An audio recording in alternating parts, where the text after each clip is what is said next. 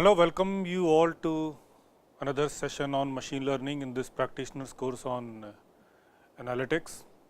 We were talking about logistic regression last time as one of the most popular classification or rather machine learning methods being used in the industry. If you just let me maybe rewind a bit and take you through what we studied. We discussed that it is basically a logistic function is a function of this particular form, and so what happens is when you take a log of this after some simple algebraic transformation, this form that you get, this form is, if you look at the right hand side, it is just like any normal linear regression form. So, if there are multiple parameters, this particular equation, the right hand side, which is this part, this is almost like linear regression. So, what we do is we do this calculation of say the left hand side be LHS. So, LHS is equal to RHS, which was nothing but beta naught plus beta 1 x1 plus beta 2 x2 and so on. Here just to remind you again, we were trying to optimize or maximize the likelihood, which was this product of probability of an xi event happening and not happening. So, we were trying to maximize the likelihood, that was the subtle difference compared to normal linear regression. The output that we would get, if you look at the left hand side, this was log of p by 1 minus p. P is a function of x. I am just for sake of simplicity and clarity, I am removing that function of x. This p is a function of x. So, we get this form of a term on the left hand side after we do this complex, this seemingly simple, but yeah, mathematically slightly complex. It is a one line code for if you are using R or Python.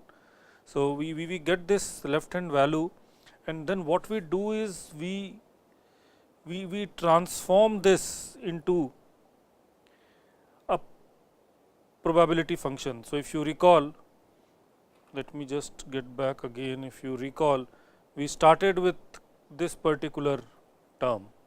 So, from there, if we again move, we get a value of p, it is a function of x, is equal to e to the power whatever this beta naught plus beta 1 x1 plus beta 2 x2 up to beta n xn divided by 1 plus e to the power same term beta naught plus beta 1 x1 plus beta 2 x2 up to beta n xn.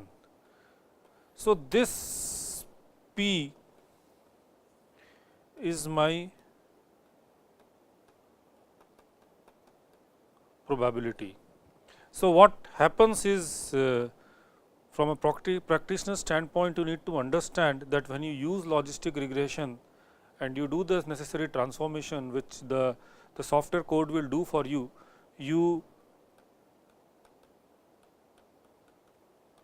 directly get a value of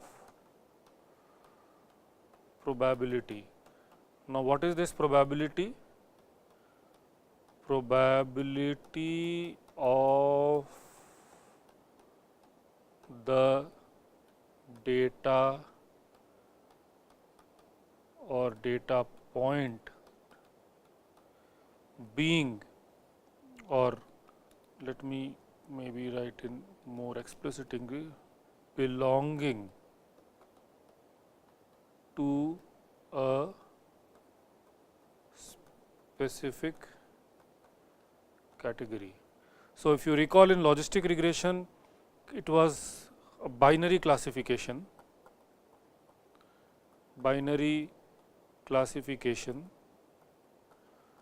So, for example, if you are modeling default, then 1 was the case that the person defaulted. You can take otherwise also depending upon the way you formulate the problem, but say 1 was default, then 0 was non-default.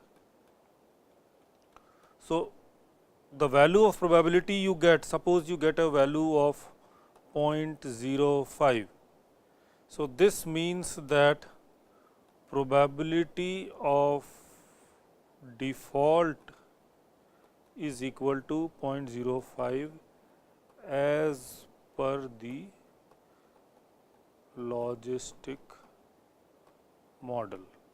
So, as per the model, the probability of default is 0.05. So, now this is where a lot of people also trip, and the trip is that what exactly probability means. If you go back to the fundamentals, probability is the frequency, is the ratio, is the denominator, is the total number of times you repeat an experiment and the number of favorable outcomes that you get.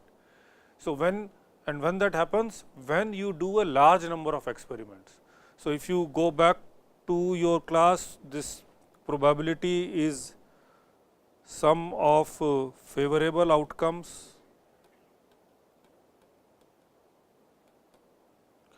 by number of experiments. When number of experiments, if this be n, when n is large, which means if you get from a logistic regression a p value of say 0.05, it means that if you were to say you are modeling default in case of a bank. So, it means that if you were to give loan to a person with this exactly this characteristic, and if you are able to choose say 10,000 people, then of this 10,000 people 0.05 into 10,000 people are likely to default. So, whatever be that number. So, 0.05, yeah, 1010, so maybe around are to default. This does not mean a person, because a person can either default or non-default. So, what happens is, now there are various ways to interpret it. One is that you can directly use this value.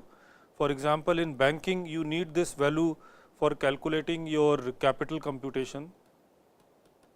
This is an important, very important calculation that each bank has to do, which is nothing but, or the credit capital computation, which is nothing but the amount that a bank should keep as buffer to account for the fact that some people will default. So, it is a complex calculation, let us not get into that. You can read more about Basel or Basel, I mean it is pronounced in different ways, Basel framework for more of that. But the point is that you need to calculate this number. So, you can use directly this number.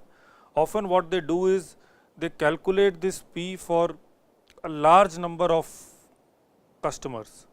So, if you have say 1000 customers, you do it for 1000 customers, and then you break your, for example, this was customer 1, customer 2, customer 3 up to customer 1000. You had one value of P1, you another value of, this was P2, P3 up to P1000. What you do is you often sort it in increasing order. So, this is lowest, this is highest, and then you create splits. Now, these splits are what become almost ratings or credit scores. So, what you do is you take an average of these things and allocate to all of these people. So, that is how you come with different credit scores, that you say that a bank follows a 5-point credit scale. So, 5 are nothing but these divisions that you do, and then for each of those credit scales the bank calculates the average default rate and then uses that in calculation. In practical standpoint, given that say suppose you got a customer whose score was 0.07, then what you do is you see whether the average this value. So these are the cutoff points. So if for example, this range was between 0 to 0.1. So average was say 0.05. You got 0.07. You say that 0.1 is the cutoff. So probably he belongs to class 1 or rating 1. If it was 0.5, he may be belonging to 6th class. So that may be a rating class 6. So it depends upon how you cut. So this is how decisions are typically taken in financial institutions. The seed is this calculation which comes from this logistic regression model. So you calculate this, these x1s, x2s are the different parameters of the borrower, like credit history, like his demographic information, like his salary and other stuff, things that you get from know your customers information, and then you use this model, you come with a value and you do the prediction. Often it also happens that many banks, there is a different way of looking at it. They put a cutoff of say 0.5. So and then they say that if the probability value that you got, if the probability is greater than 0.5, then classify as defaulter. If probability is less than 0.5, classify as non-defaulter. So some banks use a multiple point scale. You may in the beginning also have a simple scale like this, and if you want to be conservative, then you can actually play around with this number and you can say that okay, let me put cutoff at 0.3. So anybody above 0.3, he becomes risky for me. I may not call him defaulter, you may call him risky and non-risky. So depending upon your risk tolerance, you can play around with this number.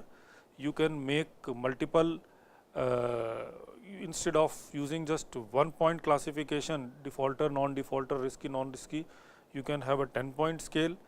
You can also directly use this number. You can directly use the probability figure and take your decisions on the portfolio. So this is how logistic regression is used. Logistic regression is typically used when it is a binary classification.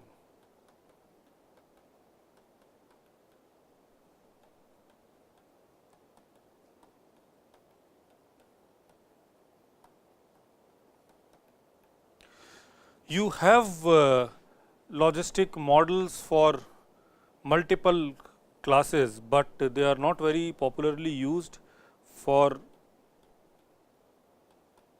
multiple categories, LDA, linear discriminant analysis, or naive Bayes that we talked about. These are more popularly used. Or another way that many people do is they use logistic regression successively. So they classify into 2 first, and then within those 2 they again do a further classification. So you have different approaches depending upon the kind of data you have. Okay, so far we discussed in classification, we discussed k nearest neighbor, where we say that we just do a polling of who are your closest neighbors. It may be 5 neighbor, 10 neighbor, 20 neighbors. Typically 5 to 10 is the ideal range, and using I'll just do a polling and then use a majority vote, and whosoever are the more number of neighbors for you, I'll classify you according to that. So this was one we discussed. Second, we discussed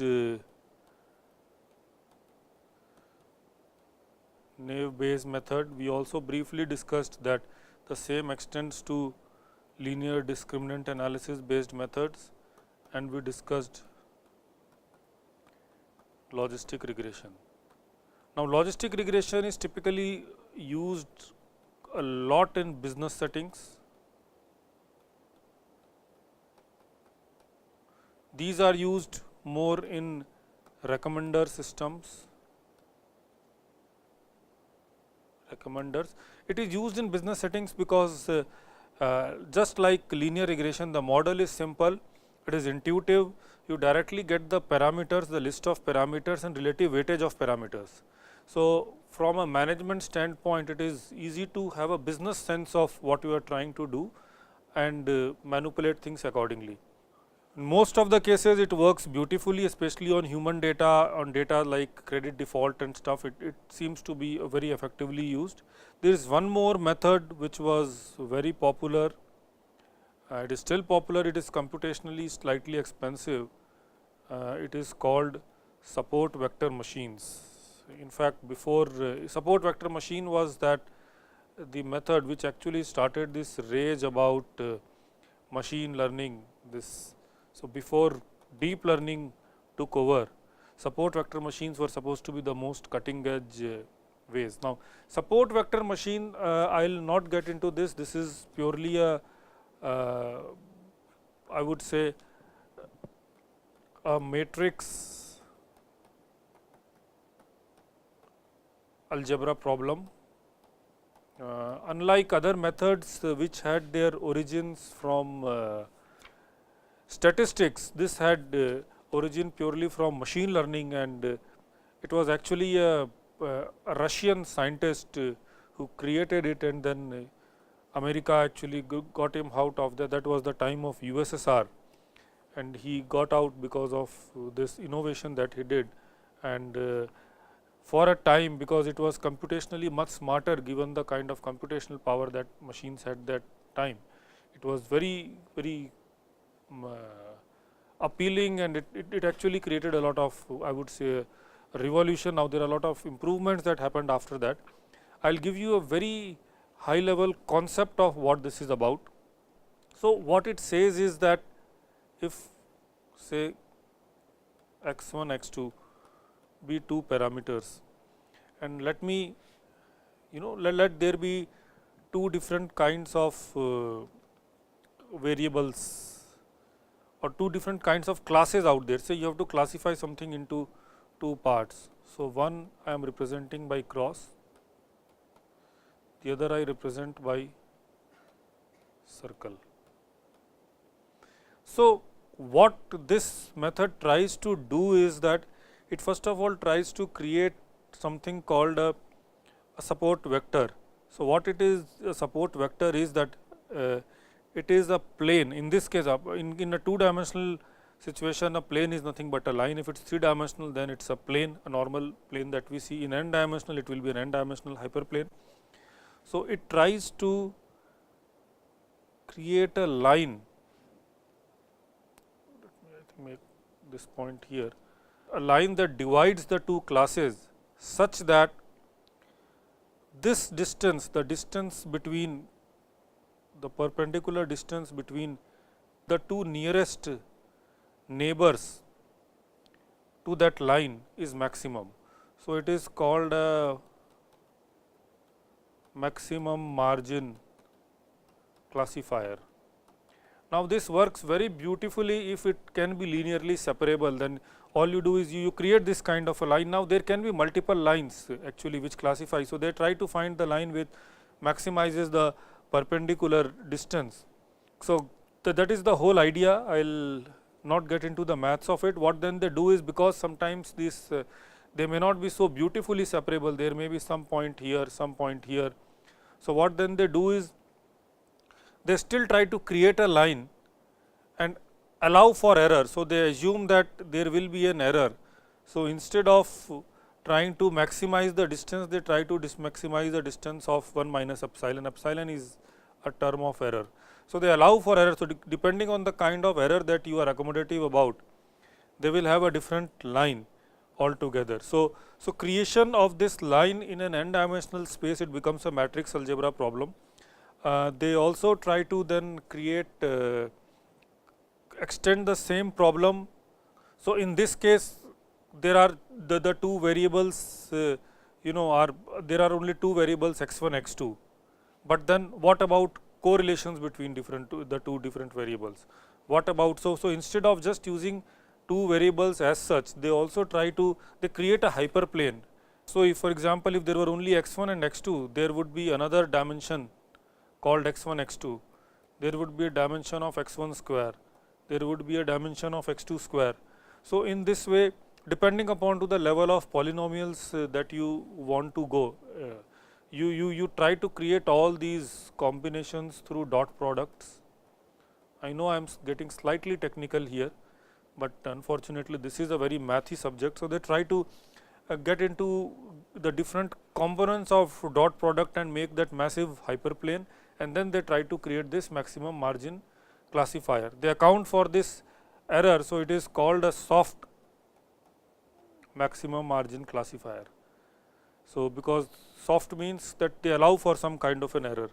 So the intuition should be important, but yeah, having said that, this because it becomes a huge matrix computation exercise, it is support vector machines are computationally very expensive, and more the liberty that you start giving in terms of the number of polynomial levels you want to reach, it becomes really expensive. So typically the computationally it may be 100 times or even 1000 times more expensive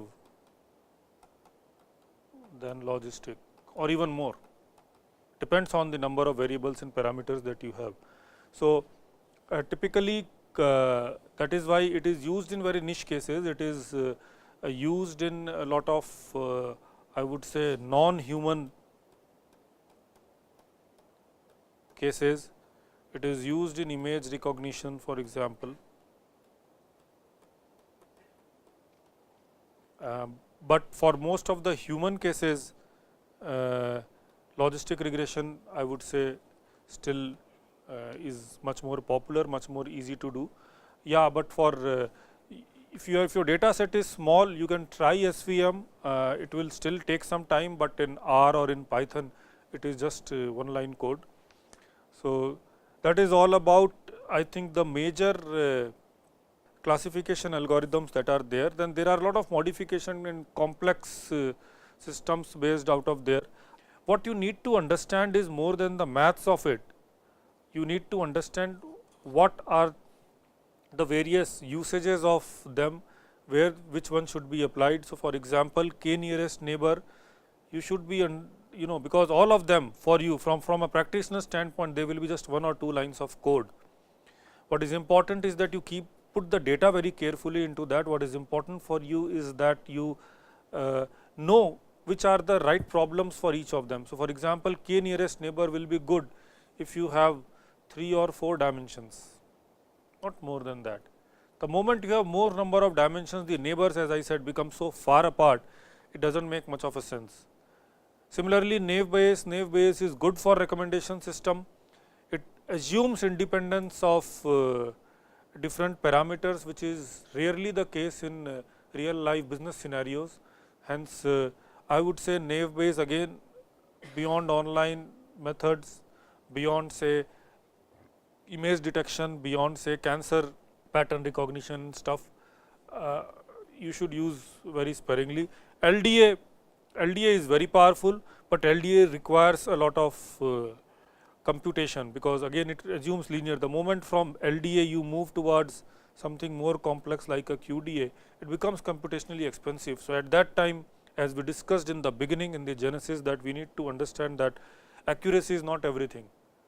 Our goal should not be just to make the most accurate model, most complex model, because complexity has a price. Often logistic regression still kind of provides the right balance in most cases, though world is not linear. But then, as we discussed in linear regression, that you can always adjust for non-linearities also through variable transformation. So instead of x1, you can transform it to something like x1 square So, this parameter you can transform, or you can take 1 by x1 inverse of it. So, you can make more complex this thing. If you have interaction variables, you can create a new variable called x1 x2. It also gives you a lot of flexibility in terms of working with dummy variables, creating additional categorical variables. So, logistic regressions is still, I would say, from a practitioner standpoint, the one that you would, in business settings, at least in enterprise settings, you would be using more, because you can control it. With other algorithms, another problem is that the moment data goes out of hand and the model stops working, you do not even know whether it is a temporary problem, whether there is some systematic change that has happened, because models are largely black box. So, these are the main classification algorithms. What is most important for you is to have this intuition with you, because tomorrow a lot of new algorithms and a lot of new variations of the same algorithms may come.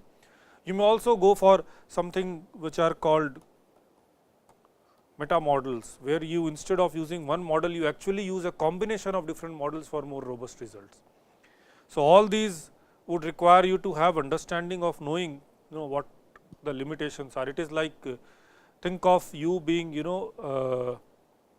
being the manager of a football team. You may not yourself play football, you may not be the best goalkeeper or the best player in the center forward or attacker, but you need to know which are your players, what strength each player has, and then work accordingly. So, just think of yourself in that way from a practitioner standpoint. You need to understand, and of course, you need to have a feel of what playing is all about.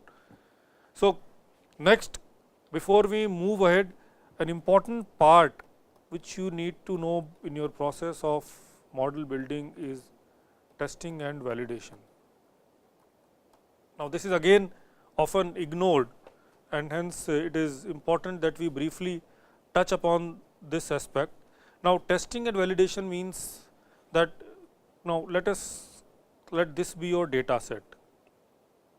So, these are different records.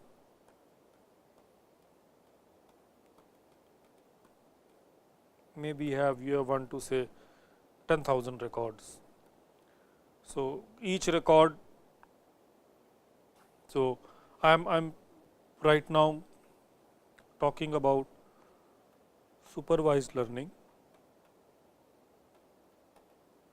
where this is your output, these are your input variables. So, these may be x1, x2 up to xn, so multiple parameters, and this is the output. So, let us take an example of say modeling default, something that we just discussed. So, these x1, x2, x3, xn may be different parameters about the borrowers, his account history, his demographic information, his salary and stuff, and this is on historical record. You have something like a 1 0 0 1. 1 means the fellow defaulted, 0 means he did not default. So, you get this kind of a data, and suppose you have 10,000 records from history. You want to build a model, so that when a new customer comes, you are able to classify him properly or take other kinds of decision. So, one of the typical mistakes that they do, and often despite a lot of warning, I have seen this thing happening, is that what they do is they choose this entire model and then they build the model, because the model running is a simple 1 line code or 3 lines code or whatever transformations you do. But what they do is they choose all the data points, they build the model, and then the model gives fantastic results. So, the problem with this is that once if you build the model on all the data sets, there is no way for you to know whether the model will run on future data set or not. So, tomorrow what comes, because your model already running on this. So, often what they do is they run the model, they calculate the misclassifications, and we talked about we calculating the error rate, and so the error rates is always good, because the model is optimized on this, on the data on which you are testing the error rate also. So, in a more unbiased setting, what you need to do is you need to split this into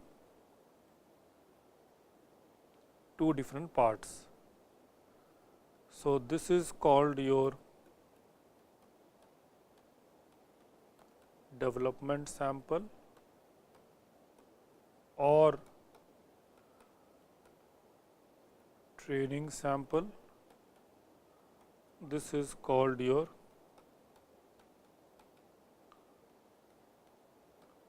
testing sample. Sometimes you also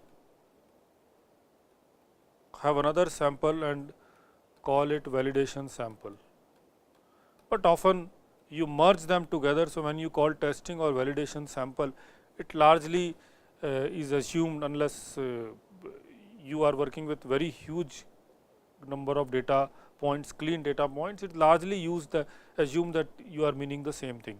So, the goal is now that you build the development sample means your model is built on only this data.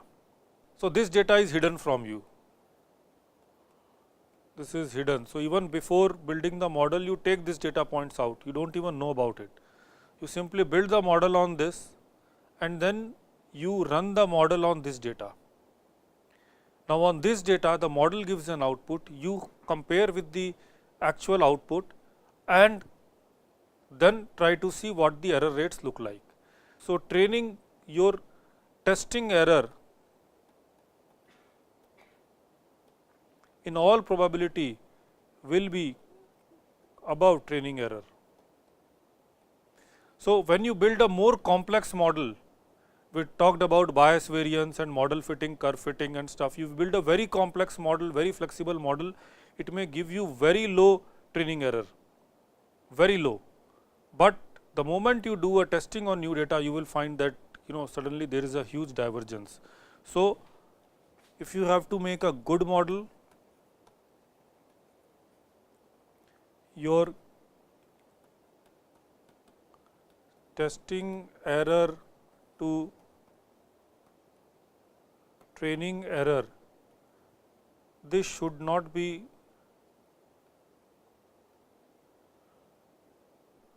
very high. One is impossible, obviously testing error will be high, but yeah, it should not be like it becomes double or triple. Then that means if it is very high, it should not be, because very high implies unstable model. If it is reverse, that means you have done some mistake in the model, because you cannot predict the future to be much even better than the present. So, you have to see that it is within range. Typically what they do is, this is normally 70% of the data or 80% of the data, this is around 20 to 30% of the data. So, this is how you split. Now, in case of your default modeling, your data, you put the data in a sequential order. Say you got the data for customers between 2001 to 2017. So, what you do is you arrange them sequentially. Probably your say 2014 was the cutoff point. So, this is where you had around 70% of data, this was the 30% of data. You cut off sequentially, build the model on this, build and then test. Build means develop or train. So, these are just synonym words. Now, it is important that instead of randomly picking any 70%, 30%, you pick it sequentially, because the concept is that your model should be designed to predict future. So, based on past data, this is past data, this is past. From a modeling perspective, this is past data and this is future. So, you want to see whether based on my past data can I predict the future, because if you do vice versa, for example, you had taken data between, say here the cutoff was 2003, you took a data between 2003 to 2017 to build the model and tested on old data, then even if the predictions were good, you are in no position to say that in 2018 my predictions will be equally good. So, though a model built on more recent data will be more accurate, because you get the more recent data. The more the relevant, the more recent data is the more relevant data. So, yeah, It will be a better model from purely from a modeling perspective, but from a business implementation perspective, you don't know about it future robustness. As I said, robustness of the model, stability of the model becomes important. So, that is why you build the model on historical data and test on the future data. So, this is called out of time validation. It is also, because these two samples are mutually exclusive, it is also called out of sample validation. So, out of sample validation is something that you should do with all models, and if it is a data with a importance of time, it should be both out of time and out of sample validation.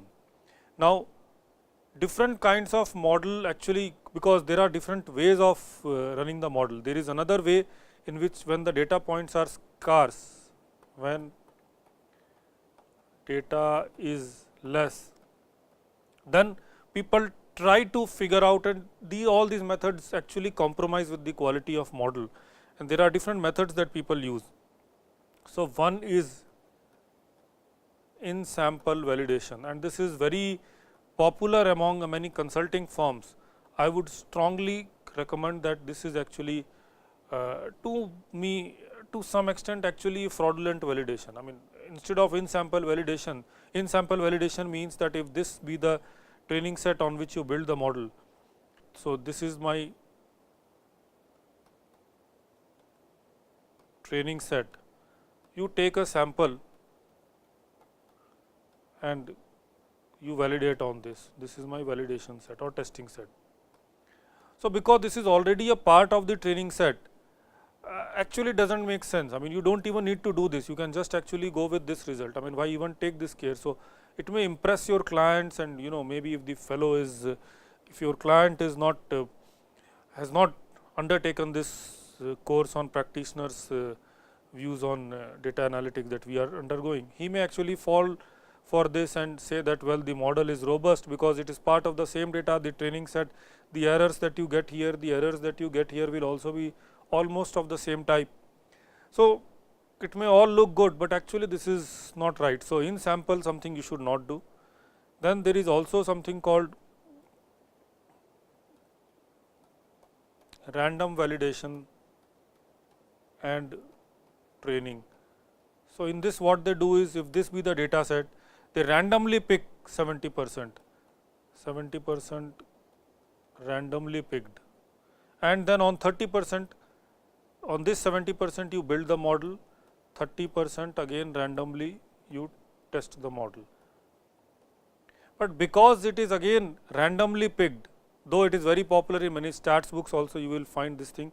Actually, given that the data is randomly picked, technically this data set and this data set do not actually differ too much in their characters, and hence the results, though may not be as, there may be some difference, but again it is not rigorously a right way. But then often in many cases, when it is not a very time bound data or something, for example, for image recognition for non-human data, again this can work, but for human data and stuff, again this is slightly misled, and you need to take it with pinch of salt.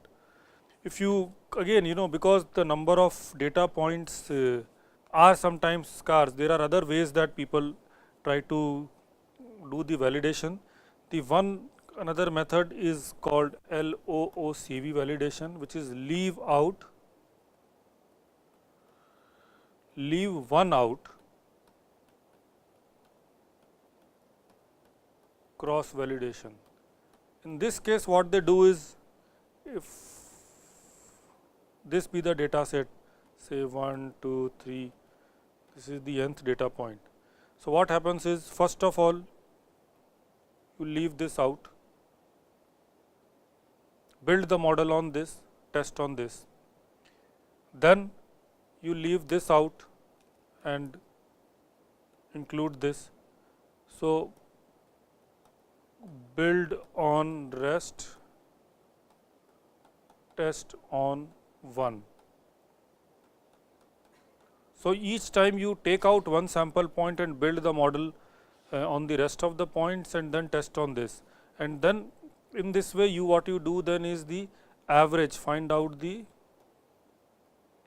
average of all the error rates. So, you find an average of all the error rates, and so that becomes your actually your reasonable error for the models that you have built. But now you have, since you have built, if there are n points, you build actually n different models technically. So, what you do is then you choose the best model, because you have n different models. So, you choose the best model, the model which gave the best result, but you say that the error that I get is this error. So, choose the best model of n different models. You cannot average it, because model is not a linear thing. Each model comes out of different complex mathematics. So, you have to choose just one of them. Sometimes what they also do is they choose not the best, but they choose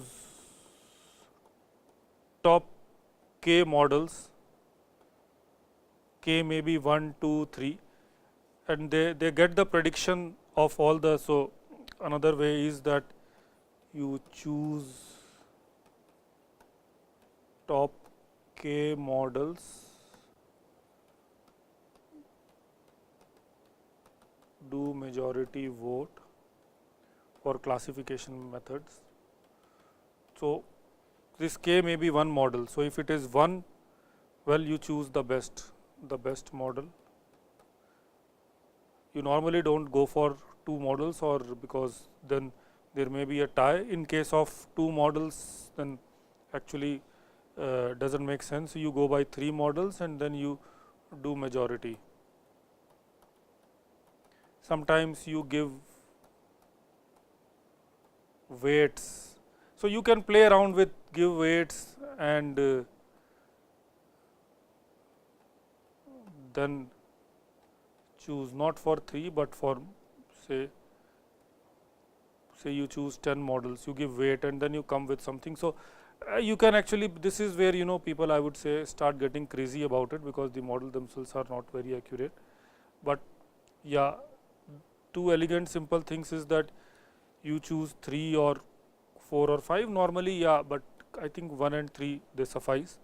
So, what you are doing here is that this is called leave one out cross validation. There is another method called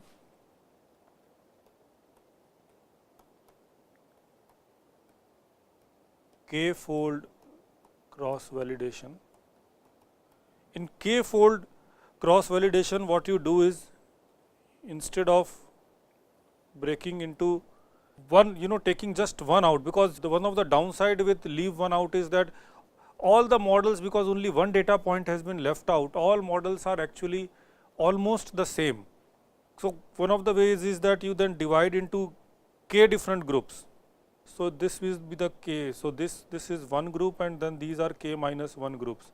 So, build the model on these k minus 1 and test on this, then again randomly choose k minus 1 and test on this, and this way, you choose all possible combinations, then your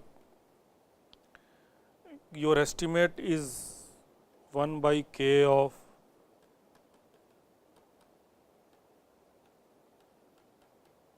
so you basically an average of all of the k's, and then you again choose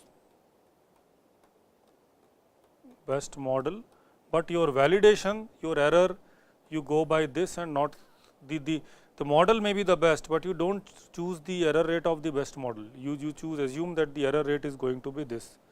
So, these are different ways which you should be aware of when doing classification.